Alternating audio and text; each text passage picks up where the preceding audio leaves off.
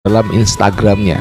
Saya ngeri ngelihat membaca Instagram dari postingan yang diberikan Erick Thohir di Instagram. Semuanya kritik. Apakah itu buzzer atau enggak saya nggak paham ya. Terlepas dari PSSI yang saya rasa itu sebenarnya dalam pencapaian prestasi timnas sejak Iwan Bule ya. Kalau Iwan Bule dulu itu kan kita PSSI bukan kita ya. PSSI itu kan terhutang 100 M. Jadi diselesaikan di periodenya Erick Thohir.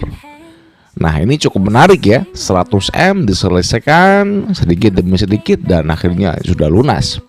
Apakah memang sudah lunas saya juga nggak tahu. Itu ada di Esko dan Ketum Waketum gitu ya.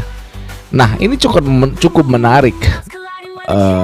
Tahun 2026 itu nggak ada anggaran dari pemerintah yang diberikan kepada PSSI karena memang PSSI ini nggak ada target ataupun agenda multi event. Ya, contoh kemarin itu kan Piala Dunia, Piala Asia itu kan terus menerus ya. Jadi anggarannya cukup gede.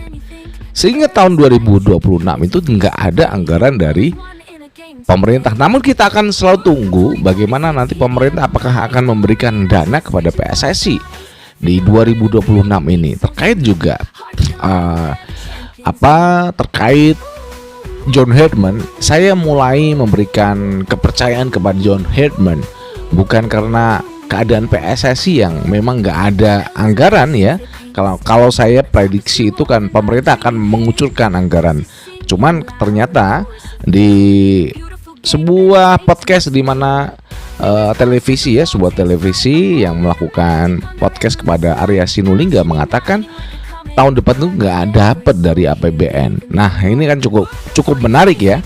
Betapa kasihannya PSSI 2026 di samping mereka juga harus menentukan pelatih baru untuk timnas Indonesia.